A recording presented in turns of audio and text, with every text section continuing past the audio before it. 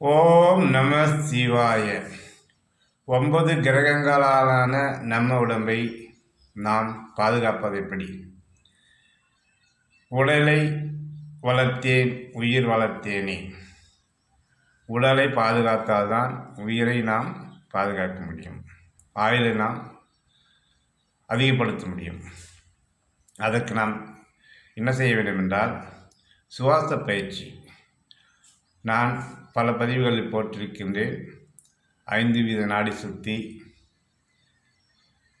பாம்பு சுவாசம் அப்படின்று போட்டிருக்கின்றேன். அந்த சுவாசத்தை நாம் சீர் செய்தால் ஆரோக்கியமாக வாழலாம். வலது பக்கம் நாசியில் சுவாசம் பெற்றால் உஷ்ணம் வரும், உடல் உஷ்ணம் ஏறும். இடது பக்கம் நாசியில் சுவாசம் செய்தால் உடல் குளிர்ச்சி பெறும். 2 பக்கம் நாசியில் சுவாசம் செய்தால் இன்பம் தரும். அதுதான் சுவாசத்தின் இரகசியங்கள். இதை இயற்கையாகவே இயல்பாகவே நாம் நமக்கு தெரியாமலே நடைபெற்று கொண்டிருக்கும் சுவாசத்தை நாம் தமிழர் கண்டுபிடித்த பாம்பு சுவாசம், சித்தர்கள் கண்டுபிடித்த பாம்பு சுவாசத்தை மேற்கொண்டு செய்தால் நன்மையான காற்று, இயல்பான காற்றை நாம் உடலுக்கு ஏற்றவாறு மாற்றி மாற்றி பயன்படுத்தி கொள்ளலாம். சிலர் என்ன செய்வார்கள், வாயை திறந்து கொண்டே வேலை செய்வார்கள். வேலை செய்யும்போது வாயு வழியாக சுவாசம் செய்வார்கள். அப்படின்னு வாயை திறந்து கொண்டே இருந்தால் அது வாயு வழியாக தான் சுவாசம் நடைபெறும். சுவாசம் செய்வது மூக்கு வழியை மட்டும்தான் சுவாசம் செய்ய வேண்டும். இடகலை, வலகலை, பிங்கலை அப்படின்வாங்க. பிங்கலை என்றால் சுழிமுனை 2 பக்கம் சுவாசமும் செய்வது தான் பிங்கலை.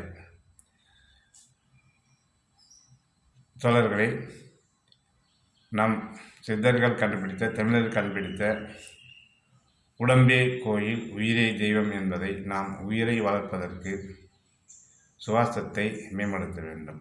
இப்போது வலது பக்கம் தோல் மீது ஒரு துணியை துண்டு துணி போட்டுக்கொண்டால் 1 கிலோ, ஒரு 1/2 கிலோ, ஒரு 1/4 கிலோ அப்படின்னா கூட வலது பக்கம் தோல் மீது துண்டு போட்டால் வலது பக்கம் சுவாசம் தடைப்பட்டு இடது பக்கம் சுவாசம் நடைபெறும்.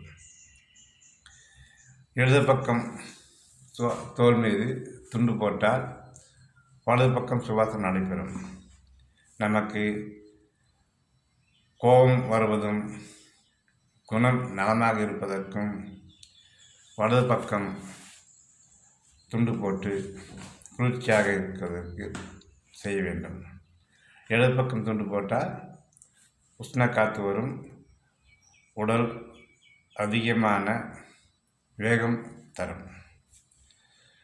நல்ல ஜீரணமாகும், அந்த சளி ஜலதோஷத்தை குறைக்கும். அதே சமயம் உடலை வெப்பமாக்கும். இப்போது வெப்பக்காலம் என்பதால் கோடை காலத்தில் வலது பக்கம் துண்டு போட்டு நடந்தால்தான் நமக்கு உடல் நலமாக இருக்கும். இதை தெரிந்து கொண்டு புரிந்து கொண்டு தமிழர் கண்டுபிடித்த பாம்பு சுவாசத்தை செய்துவிட்டு நீங்கள் இருந்தால் தானாகவே இயல்பாகவே அது நடைபெறும்.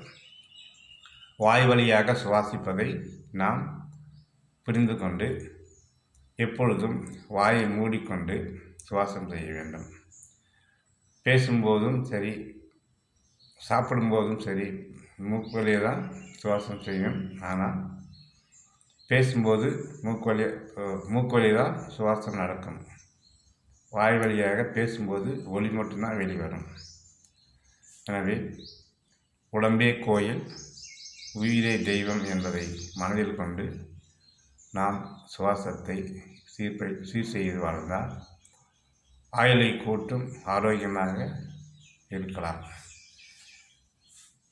என்னுடைய சேனலை பார்த்து சப்ஸ்கிரைப் செய்து எனக்கு ஆதரவு தாருங்கள். நான் போடும் வீடியோவை உடனுக்குடன் தெரிந்து கொள்ள சப்ஸ்கிரைப் செய்து பெல் ஐக்கானை கிளிக் செய்து பாருங்கள். நான் தமிழர் கண்டுபிடித்த பல்வேறு அறிவுகளை தெளிவாக சொல்லி வருகின்றேன். பார்த்தமைக்கு நன்றி, வணக்கம்.